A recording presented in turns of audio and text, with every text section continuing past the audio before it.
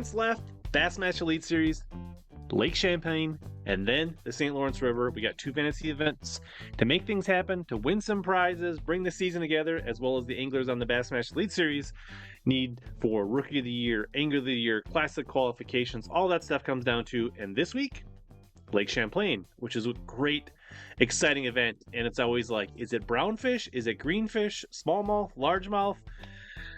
What's going to win it? What are the top 10? How does that affect your fantasy fishing team?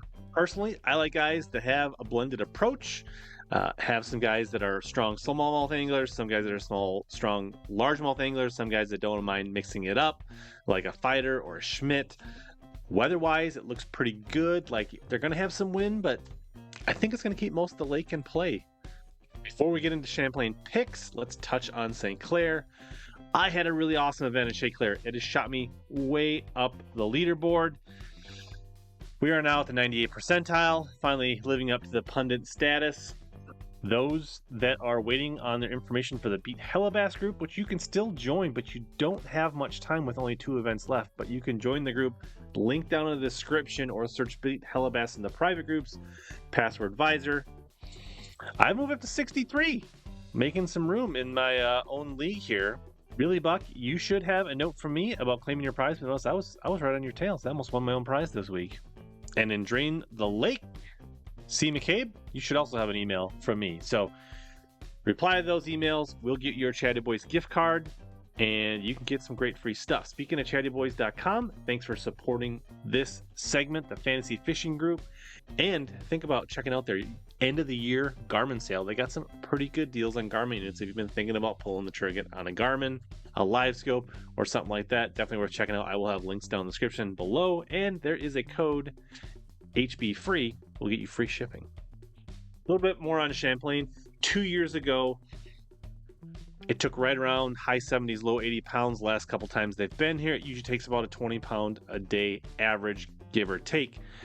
Brian Schmidt won with a mix of largemouth and smallmouth. We've seen Paul Nuck in here with almost all smallmouth, but I'm pretty sure he did weigh at least 1 largemouth on a glide bait.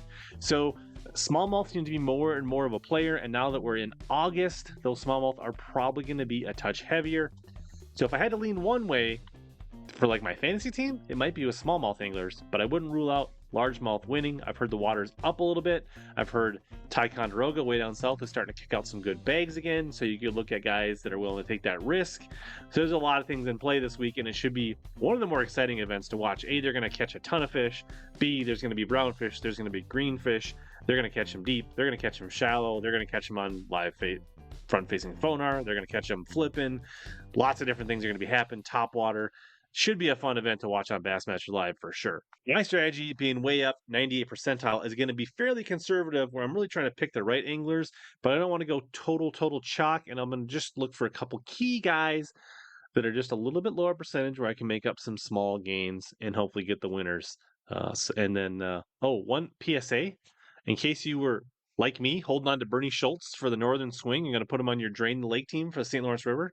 Well, he pulled a bicep muscle, completely tore it, moving a TV between St. Clair and Champlain, and he's out for the rest of the year. So don't bank on Bernie. Bernie, get well. I was banking on you, but now I stand corrected. I said all those people that picked him at Okeechobee wasted them on Drain Lake. They should have saved him for St. Lawrence River. Well, now I'm wrong because I didn't think he would pull a bicep. All right, let's get into the picks for Lake Champlain. Bucket E, Caleb Kufal getting a lot of love here. Northern angler. Doesn't like smallmouth, but there should be plenty of largemouth. So I do like him as a pick. Fouts, Jacob Fouts, coming off a really strong Lake St. Clair event.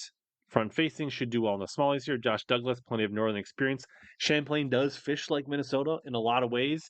Alex Weatherall is from Connecticut. He's got a lot of like really good finishes on Oneida that I can find.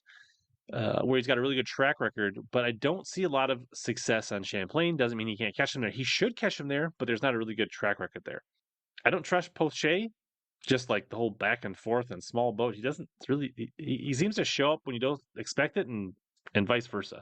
So from a fantasy, he's just a little too risky for me. But if you're looking to, go big, he could be, but like Champlain's pretty spread out, and I don't know that his little boat really sets up for that.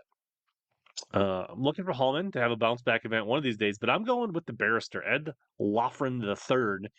has been pretty strong up north. He's had some good events on Champlain, put together several check finishes, which is all I really want on a bucket D. I just want a top 50. And he's coming off of some momentum. I think it was like a 13th or an 11th at St. Clair. So I think old Ed will do me okay in bucket E. And that's one of my buckets where I'm going to go a little bit lower percentage. Ed's currently at like 6.7%. Bucket D, interesting options here. Keith Combs, a little bit at 5%. I think it's a really good value pick here. He did almost one of the last few times here, mainly on smallmouth. Caleb Sumrall, Buddy Gross, good track records here. David Mullins has been pretty good here. Redwine coming off a good event at St. Clair. I don't get any track record, but he cashed a check in every northern event last year. So that is something to consider. Greg DePalma, kind of one of his home lakes. Pipkins should do well. Zeldane's got a pretty good track record here, but I'm going to go chalk. I'm going Taco E2. This is literally his last event, likely in Bucket D. He almost escaped Bucket D with the almost win at St. Clair. With all the bonus points he got me at St. Clair, I got to keep him in because Taco's been good to me. And more Taco time, and probably going to take Taco in the next two events for sure. Bucket C, you got a couple Canadians here. You got Corey Johnson and Gustafson. Should be both strong picks. They're getting most of the percentage, most of the love here. Hartman, who has won on Cayuga and is from New York originally, should be pretty strong here. Scott Martin, tons of experience here. Quite a bit of success. I'm pretty sure he's won here back in his FLW days. Paul Mueller, Porosnik, a lot of good options here, but I'm gonna go with the Sleepy Assassin. We're going Austin Felix. He got a little, he got ran into like after my video was recorded for Lake St. Clair, and he had like a last minute boat swap, and he still like put 20 pounds on the scales on the first day, but then just kind of fell off a little bit the second day. I think now boat's in order. Austin's mind is right. Flannel pants. We're gonna have cool weather. Everything should be just right, hoodie, flannel pants, catching big browns, big greens. I like Austin Felix at the Champlain.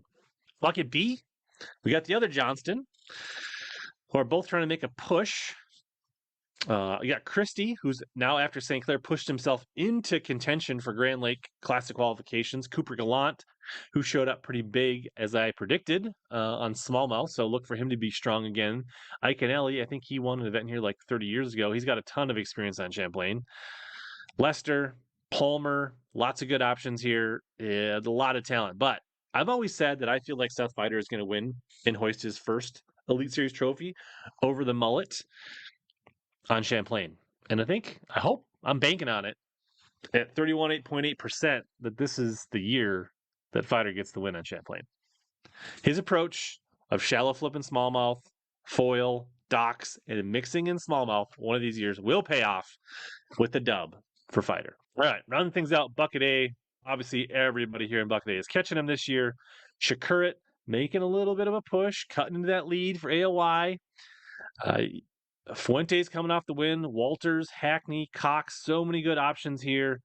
Even Kennedy could be a sneaky pick here. Dark Horse, I don't really trust him, but if somebody's going to run to tie and make it happen, Kennedy could be your guy. Polnick's got a win here, but I'm taking the last champ here. I'm taking Schmidt. Schmidt, over the years in MLF, FLW, Bassmaster, has a really strong record at Champlain, and he has a very balanced approach of largemouth and smallmouth. I like that. We're taking Schmidt.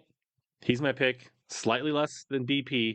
So there you kind of see the mix of like the favorites in some kind of just under the favorites to really like make a big push here and towards the top in fantasy fishing. Let's jump over to Drain the Lake, and then we'll talk tiebreakers. All right, we will take Hartman. We've saved Schmidt. We've saved De Palma. I've saved Seth Feider. Polnick's going to be next week. I'm going to take Ike this week. I'm going to use Alex Weatherall. We're going to take the Aussie. He's had some pretty good success here. And Gussie. So there's my 8-angler roster. Hartman, Schmidt, De Palma, Feider, Ike, Weatherall, Jacobson, and Gustafson. 81 pounds, 12 ounces for the win. If you enjoy watching Bassmaster Live, MLF, tournament coverage, and you want more live coverage, check out this live head-to-head fishing I did on my channel recently.